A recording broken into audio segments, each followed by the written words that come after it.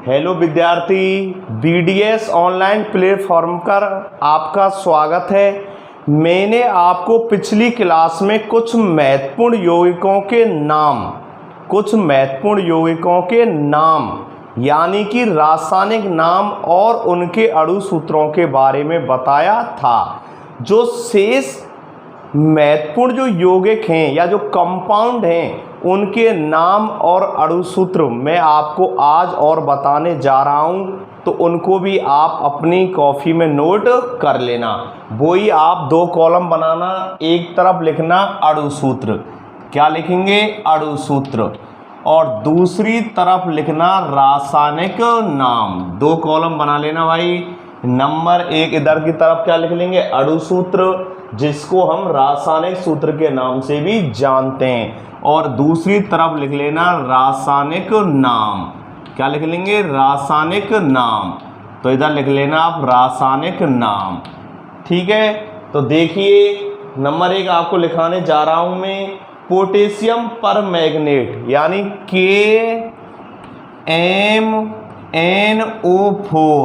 KMnO4 part number 1 जब मैं आपको पढ़ा रहा था उसमें भी आया था KMnO4। तो देखिए KMnO4 को बोलते हैं हम पोटेशियम। क्या बोलते हैं पोटेशियम परमैंगनेट। क्या बोलते हैं परमैंगनेट, पोटेशियम परमैंगनेट। क्या बोलते हैं भाई पोटेशियम परमैंगनेट। और इसको हम लाल दवा के नाम से, किसके नाम से, लाल दवा के नाम से भी जानते हैं। किसके नाम से, लाल दवा। ध्यान देना पार्ट नंबर 1 में भी आया था, और जब मैं पार्ट नंबर 1 आपको पढ़ा रहा था उस समय मैंने आपको बताया था कि भाई यानी KMnO4 यानी कि पोटेशियम परमैंगनेट को हम जो इसका व्यापारिक नाम है, इसका जो व्यापारिक नाम है, इसका जो सामान्य नाम है, उसको हम लाल दवा के नाम से भी जानते हैं। तो देखिए प्रश्न कई तरह से आ जाता है भाई पोटेशियम परमैंगनेट का अणु सूत्र लिखिए, तो आपको उत्तर हो जाए KMnO4, या प्रश्न ऐसे भी आ जाए KMnO4 का रासायनिक नाम लिखिए, तो तुम्हारा उत्तर हो जाएगा पोटेशियम परमैंगनेट, और इसका जो व्यापारिक नाम है वो क्या है, लाल दवा। क्या है, लाल दवा। इसको लाल दवा के नाम से भी जानते हैं। अगला चलिए दूसरा है अपना और C2H5OH। इसको हम एथिल अल्कोहल के नाम से भी जानते हैं। किसके नाम जानते हैं, एथिल अल्कोहल। तो देखिए C2H5OH जो अणु सूत्र है ना, इसका जो रासायनिक नाम होता है वो होता है एथिल अल्कोहल। क्या होता है, एथिल अल्कोहल। नोट करना एथिल अल्कोहल। और अल्कोहल का उपयोग आप जानते ही हैं, यानी मदरा या शराब बनाने में किया जाता है। तो C2H5OH इसका जो रासायनिक नाम होता है, वो क्या होता है प्रिय छात्रों, एथिल अल्कोहल। क्या होता है, एथिल अल्कोहल। चलते हैं अगला है आपका PB3O4। इसको बोलते हैं हम लेड पर ऑक्साइड। क्या बोलते हैं इसको, लेड पर ऑक्साइड। क्या बोलते हैं इसको, लेड पर ऑक्साइड, ठीक है ना। यानी PB3O4 क्या बोलते हैं इसको, लेड पर ऑक्साइड। क्या बोलते हैं इसको, लेड पर ऑक्साइड। क्लियर। और इसको हम सिंदूर क्या कहते हैं इसका, अगर इसके व्यापारिक नाम पर जाएं तो इसका व्यापारिक नाम क्या होता है, सिंदूर, यानी कि लाल सिंदूर। इसको सिंदूर भी कह देते हैं। क्या है इसका व्यापारिक नाम, सिंदूर। क्या है, सिंदूर। और वो भी कैसा, लाल। कैसा, लाल, सिंदूर, ठीक है ना। तो प्रश्न बनता है आपका जैसे भाई PB3O4 का रासायनिक नाम क्या है, तो तुम्हारा उत्तर होना चाहिए लेड पर ऑक्साइड। लेड पर ऑक्साइड, जिसको हम सिंदूर के नाम से भी जानते हैं। प्रश्न ये भी आ सकता है भाई सिंदूर या लेड पर ऑक्साइड का अणु सूत्र लिखिए, तो तुम्हारा उत्तर होना चाहिए Pb3O4। क्या होता है? Pb3O4। चलते हैं अगला है आपका अणु सूत्र N2O। कौन सा है? N2O। कौन सा है? N2O। इसको नाइट्रस ऑक्साइड के नाम से भी जानते हैं। किसके नाम जानते हैं इसको? नाइट्रस ऑक्साइड के नाम से भी जानते हैं। ध्यान देना, समझना। अणु सूत्र क्या है अपना? N2O। क्या है? N2O। और इसका रासायनिक नाम क्या हो गया? रासायनिक नाम होता है इसका नाइट्रस ऑक्साइड। क्या होता है इसका? Nitrous oxide. ठीक है ना। और इसका अगर हम व्यापारिक नाम की बात करें, किसके नाम करें? व्यापारिक नाम की बात करें, या इसके जनरल नाम की बात करें, या सामान्य नाम की बात करें, तो इसको लाफिंग गैस भी कहते हैं। क्या कहते हैं? Laughing gas. ध्यान देना, लाफिंग गैस। ठीक है ना, लाफिंग गैस। लाफिंग गैस का मतलब होता है हंसाने वाली गैस। कौन सी गैस? हंसाने वाली गैस। लाफिंग गैस भी कहते हैं। ठीक है ना। कौन सी गैस कहते हैं? Laughing gas. और लाफिंग गैस का मतलब होता है हंसाने वाली गैस। प्रश्न बनता है कि भाई लाफिंग गैस का अणु सूत्र लिखिए या हंसाने वाली गैस का अणु सूत्र लिखिए, तो क्या होता है? N2O। क्या होता है? N2O। क्लियर? N2O। इसके अलावा प्रश्न ये भी आ सकता है कि क्या नाइट्रस ऑक्साइड का अणु सूत्र लिखिए, तो क्या होता है नाइट्रस ऑक्साइड का अणु सूत्र? N2O। क्या होता है? N2O। तो लिख देता हूं इसको, हंसाने वाली गैस भी कहते हैं। यानी N2O को क्या कहते हैं? हंसाने वाली गैस के नाम से भी जानते हैं। कौन सी गैस के नाम से? हंसाने वाली गैस। इंग्लिश में इसको लाफिंग गैस के नाम से जानते हैं। और लाफिंग गैस का जो अणु सूत्र होता है वो होता है N2O। क्या होता है? N2O। और रासायनिक नाम क्या होता है? Nitrous oxide. क्या होता है? Nitrous oxide. क्लियर? आगे चलिए, अगला है इसमें अपना अणु सूत्र। अगला अणु सूत्र के बाद बता रहा हूं मैं, PCl5। PCl5। P से क्या हो गया? फास्फोरस। क्या हो गया? फास्फोरस। P phosphorus. ठीक है ना, फास्फोरस। PCl5 यानी PCl5 फास्फोरस। और 5 को क्या बोलते हैं? पेंटा। क्या बोलते हैं? पेंटा। तो फास्फोरस पेंटा क्लोराइड। क्या बनेगा? फास्फोरस पेंटा क्लोराइड। ध्यान देना, फास्फोरस पेंटा क्लोराइड। फास्फोरस पेंटा क्लोराइड। क्लियर? क्लियर बात आई समझ में? तो PCl5 जो अणु सूत्र है, इसका जो रासायनिक नाम होता है वो होता है फास्फोरस पेंटा क्लोराइड। क्या होता है? फास्फोरस पेंटा क्लोराइड। क्लियर? अगला अणु सूत्र है अपना CH। CHCl3। इसको हम बोलते हैं क्लोरोफार्म के नाम से भी जानते हैं। यानी क्या है इसका रासायनिक नाम? क्लोरोफार्म। क्या है इसका रासायनिक नाम? क्लोरोफार्म। क्लियर? तो लिख लेना, प्रश्न आ सकता है भाई क्लोरोफार्म का अणु सूत्र लिखिए या क्लोरोफार्म का अणु सूत्र लिखिए, तो आपका उत्तर हो जाइए CHCl3। CHCl3 क्या बोलते हैं इसको? क्लोरोफार्म के नाम से जानते हैं। या CHCl3 का रासायनिक नाम लिखिए, तो तुम्हारा उत्तर होना चाहिए क्लोरोफार्म। क्या होना चाहिए? क्लोरोफार्म। ठीक है ना। अगला लिखना, अगला अणु सूत्र के बारे में बता रहा हूं कि CH3OH। CH3OH कौन सा है? CH3OH। ध्यान देना। और CH3OH को बोलते हैं मैथिल एल्कोहल। क्या बोलते हैं? मैथिल एल्कोहल।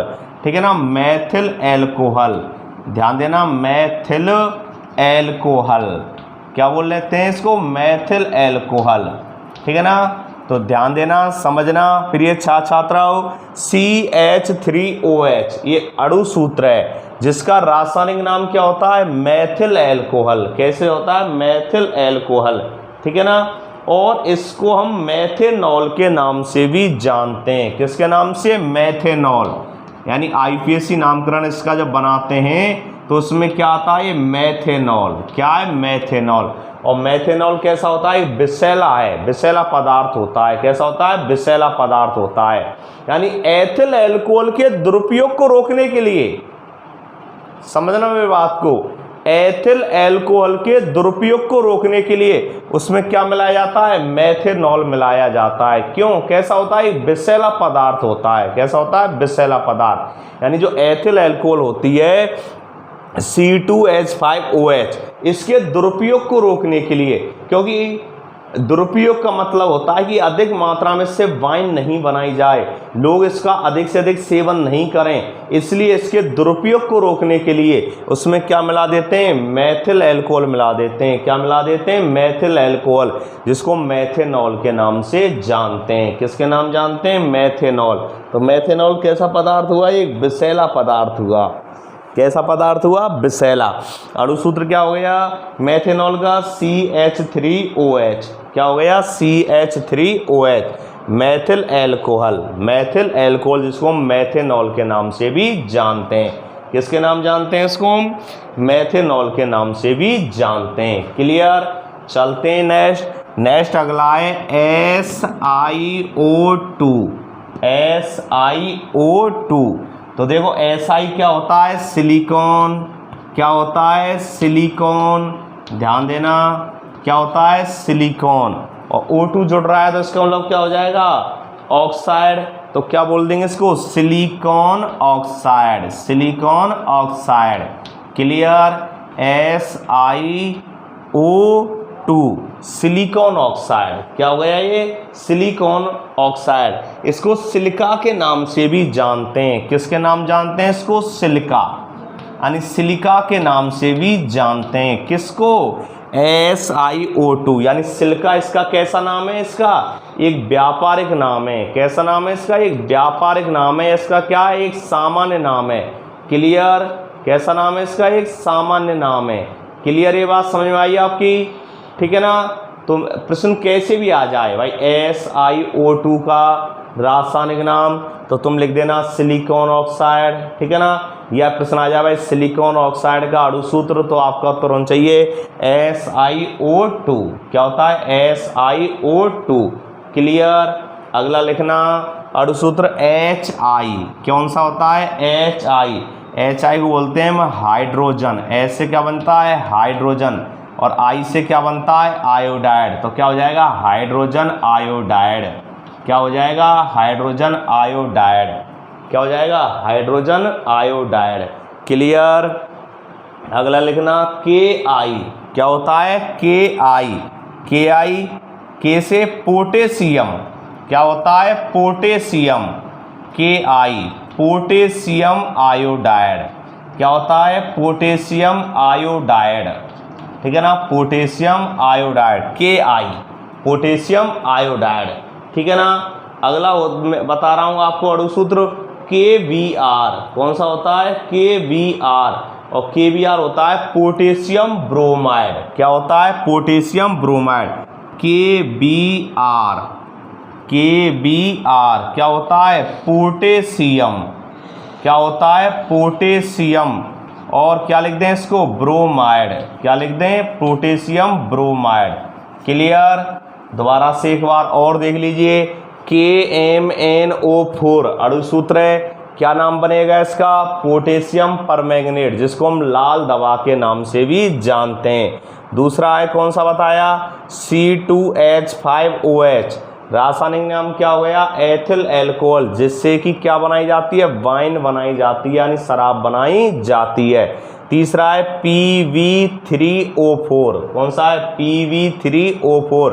इसको बोलते हैं लेड पर ऑक्साइड। क्या बोलते हैं? लेड पर ऑक्साइड, जिसको हम सिंदूर के नाम से भी जानते हैं। और कैसा सिंदूर? वो भी लाल।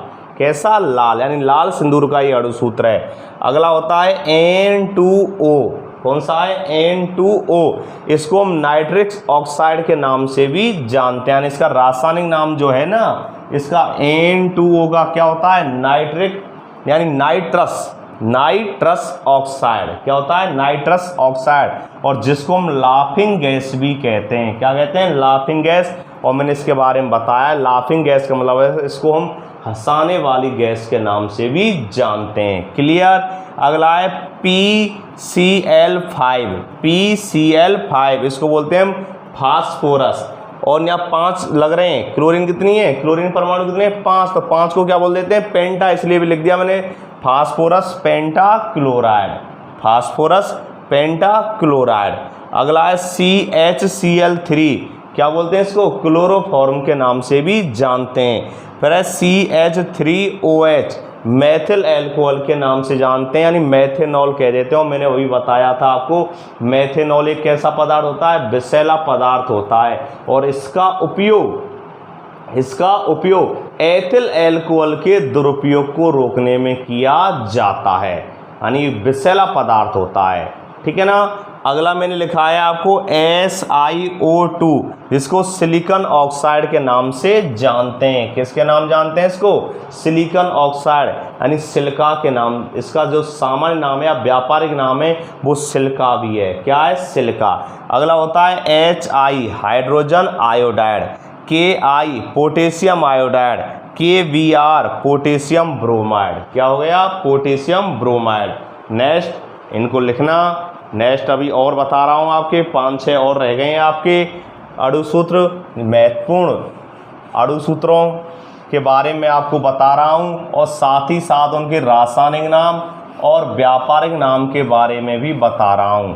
तो इनको आप जितने भी हो गए, लगभग 60-70 हो जाएंगे, इन सबको आप याद कर लेना, क्योंकि केमिस्ट्री में इनका बहुत बड़ा क्या होता है? महत्वपूर्ण योगदान होता है।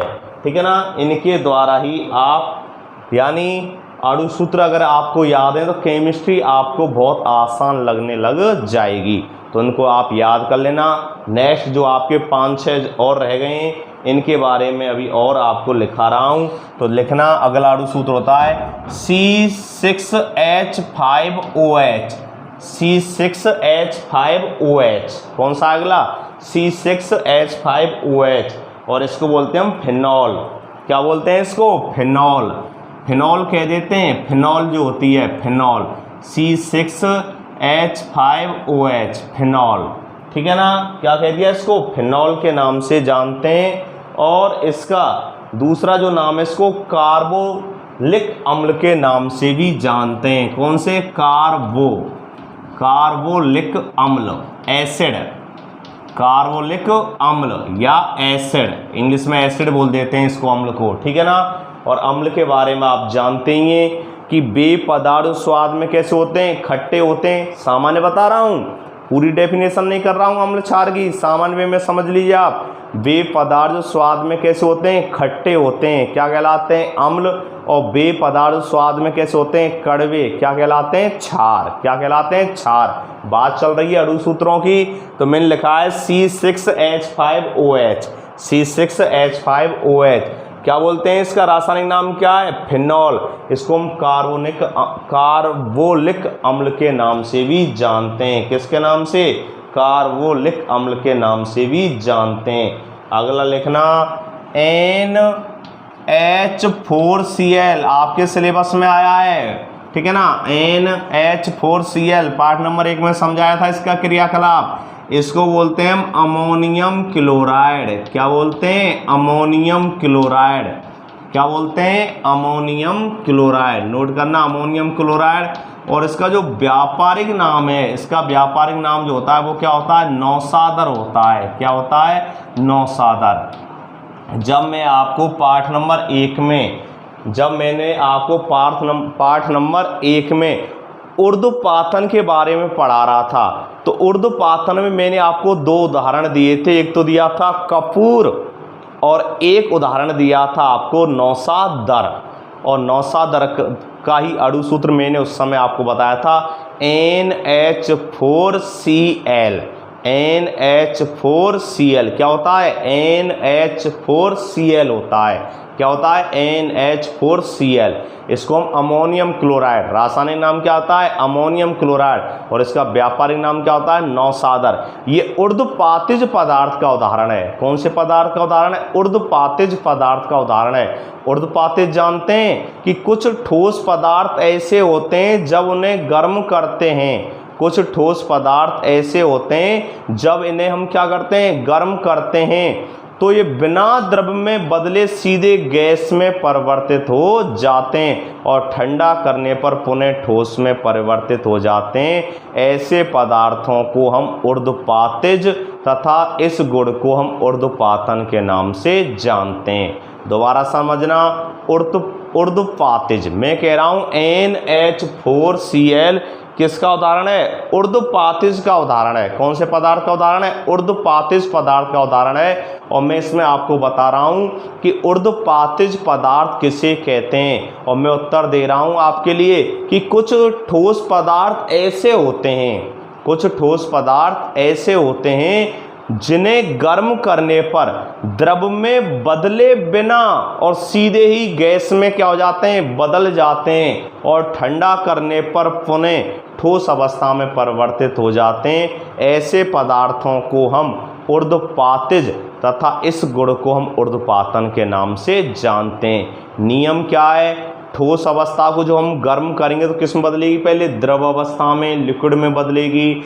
फिर उसको अगर हम गर्म करेंगे या उसको हीट देंगे तो किस में बदलेगी? वो गैस अवस्था में। नियम तो ये भाई, सॉलिड जो स्टेज होती है या जो ठोस अवस्था होती है वो पहले किस में बदलती है? द्रव अवस्था में, और द्रव अवस्था से फिर किस में बदलती है? गैस अवस्था में।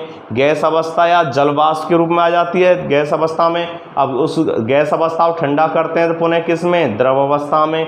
फिर और ठंडा करते हैं तो किस में? ठोस अवस्था में बदल जाते हैं। नियम तो यही है, लेकिन कुछ ठोस पदार्थ ऐसे होते हैं, कैसे होते हैं भाई प्रिय छात्राओं, कि जिनको हम क्या करते हैं जब गर्म करते हैं ना, गर्म करते हैं तो वो द्रव में नहीं बदलते हैं, सीधे ही गैस में बदल जाते हैं। सीधे क्या होते हैं? गैस में बदल जाते हैं, और ठंडा करने पर या संघनित करने पर पुनः बिना द्रव में बदले किस में आ जाते हैं? सीधे ठोस में आ जाते हैं।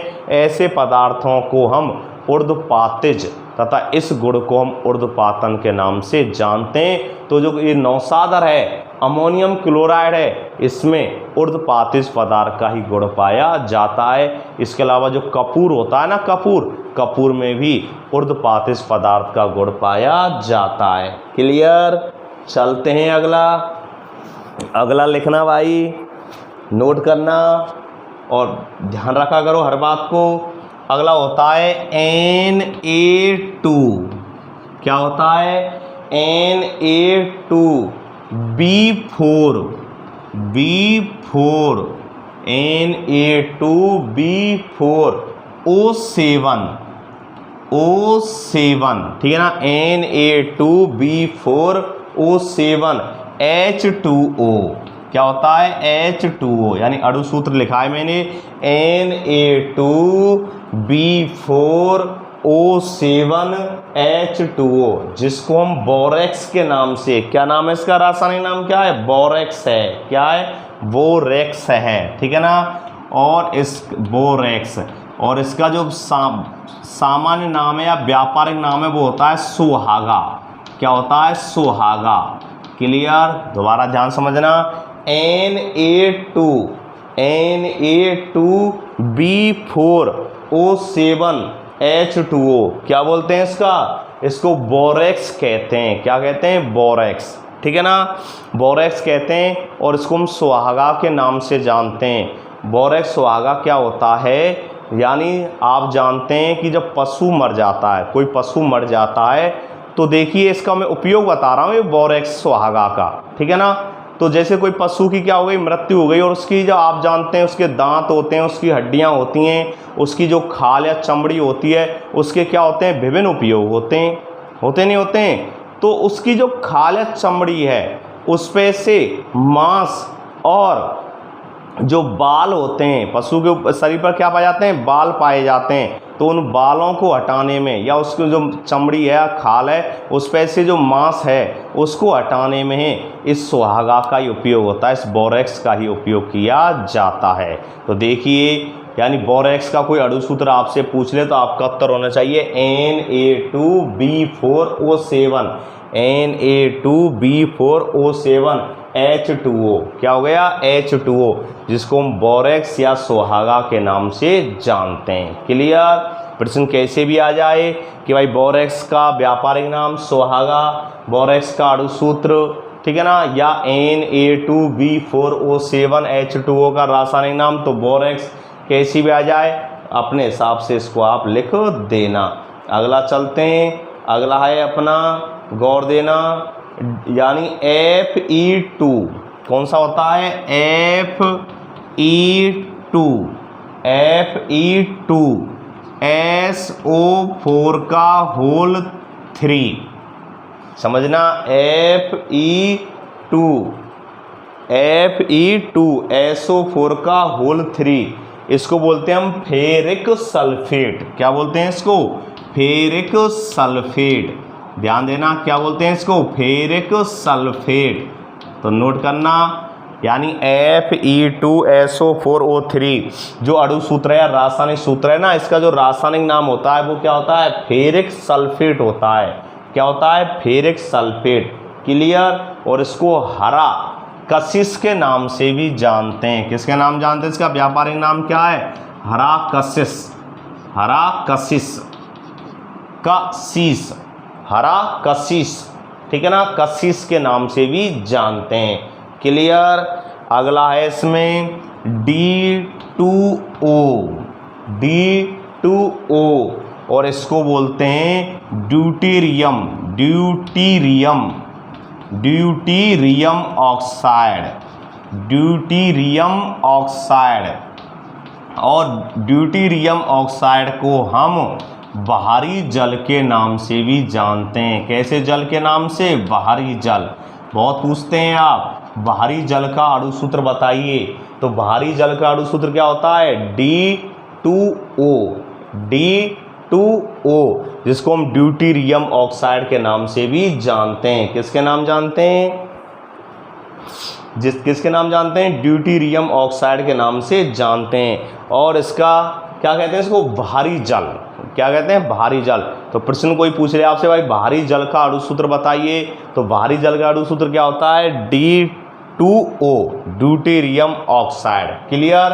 समझना, ध्यान देना, इसमें क्या होता है? 99% से अधिक जो अणु होते हैं वो किसके होते हैं? D2O के होते हैं। समझना, जो बाहरी जल होता है ना, बाहरी जल, इसमें 99% से अधिक, कितने प्रतिशत से अधिक? 99% से अधिक, 99% से अधिक जो अणु होते हैं वो किसके होते हैं? D2O के होते हैं।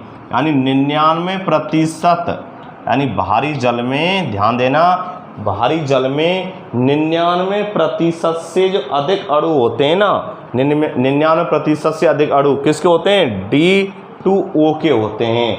और साधारण जल जो होता है ना, साधारण जल, इसमें जो साधारण जल की जो मात्रा होती है, कैसे जल की? साधारण जल। और साधारण जल का अणुसूत्र क्या होता है? साधारण जल का अणुसूत्र मैंने लिखाया है आपके लिए H2O। क्या लिखाया है? H2O।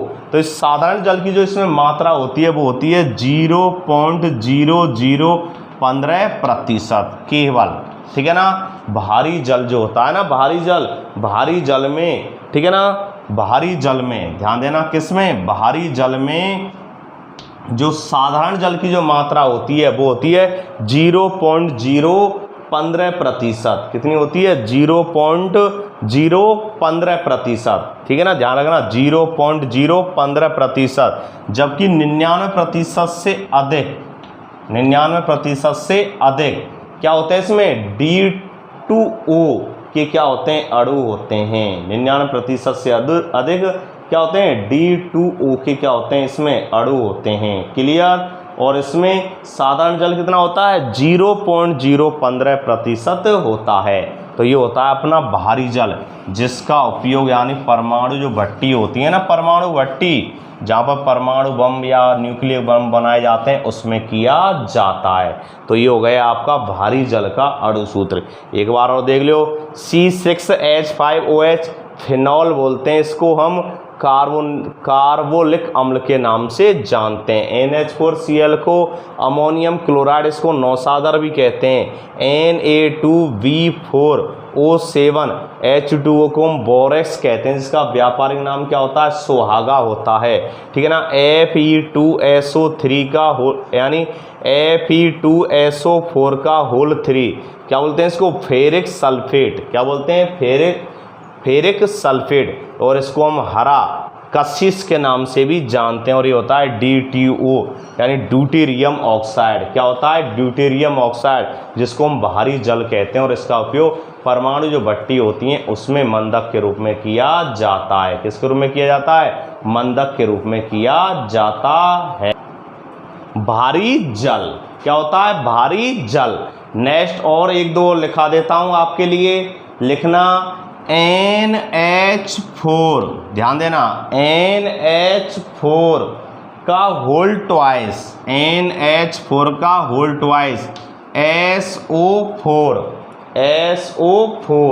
क्या बोलते हैं इसको, इसको बोलते हैं अमोनियम सल्फेट। क्या बोलते हैं इसको, अमोनियम सल्फेट। ध्यान देना, यानी आपको मैंने अणु सूत्र लिखा है, कौन सा लिखा है, NH4 का होल ट्वाइस SO4 क्या बोलते हैं इसको हम, अमोनियम सल्फेट। क्या बोलते हैं इसको हम, अमोनियम सल्फेट। क्लियर।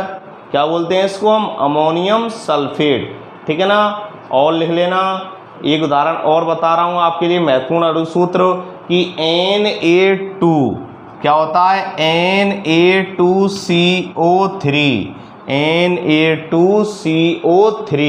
क्या बोलेंगे इसको, इसको बोलेंगे सोडियम कार्बोनेट। क्या बोलेंगे इसको, सोडियम कार्बोनेट। यानी Na2CO3 सोडियम, क्या बोलेंगे इसको, सोडियम कार्बोनेट। क्या बोलते हैं इसको, सोडियम कार्बोनेट। क्लियर। Na2CO3 क्या हो गया, सोडियम कार्बोनेट। प्रश्न आ जाए भाई, सोडियम कार्बोनेट का क्या लिखिए, अणु सूत्र लिखिए। तो सोडियम कार्बोनेट का अणु सूत्र क्या होगा, Na2CO3।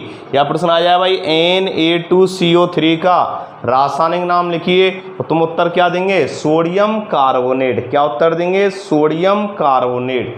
क्लियर। Sodium carbonate. ठीक है ना, सोडियम कार्बोनेट। नेक्स्ट अगला और आपके लिए बता देता हूँ, इसमें ध्यान देना, समझना। एक होता है अपना H2S। क्या होता है, H2S। और H2S को बोलते हैं हाइड्रोजन सल्फाइड। क्या बोलते हैं, हाइड्रोजन सल्फाइड। H2S क्या बोलते हैं इसको, हाइड्रोजन सल्फाइड। क्या बोलते हैं, हाइड्रोजन सल्फाइड। क्लियर। ओके। तो ये आपके कुछ महत्वपूर्ण यौगिक और उनके अणु सूत्र मैंने आपको बताए कि भाई आपके कौन कौन से महत्वपूर्ण यौगिक हैं, उनके क्या सूत्र हैं उनके। ठीक है ना। और उनके क्या रासायनिक नाम हैं, और कुछ के मैंने व्यापारिक या साधारण नामों के बारे में भी आपको बताया। नेक्स्ट अगली क्लास में मैं आपके लिए एक नए टॉपिक, ठीक है ना, नया टॉपिक आपके लिए प्रारंभ करेंगे। तब तक आपके लिए जितने भी अणु सूत्र लिखाएं, मेरे हिसाब से लगभग 60-70 अणु सूत्र हो गए होंगे, उनके रासायनिक नाम भी लिखाएं मैंने आपके लिए। इसके अलावा मैंने इनके व्यापारिक नाम या इनके साधारण नाम भी लिखाए हैं, तो इनको आप कंप्लीट कर लेना। इसके अलावा इससे पहले वाली क्लास में मैंने आपको शुरुआत में 30 तत्व भी लिखाए थे, 30 तत्व और उनके प्रतीक, 30 तत्व और उनके प्रतीक और उनके परमाणु क्रमांक। क्या लिखाया था, उनके परमाणु क्रमांक, यानी परमाणु क्रमांक लिखाया था। इसके अलावा तत्व के प्रतीक लिखाए थे और तत्वों के क्या लिखाए थे, नाम। तो उनको आप कंप्लीट कर लेना। ठीक है ना। और नेक्स्ट अगली क्लास में एक नए टॉपिक के साथ तुम्हारे सामने हाजिर होंगे। थैंक्स, ओके, धन्यवाद।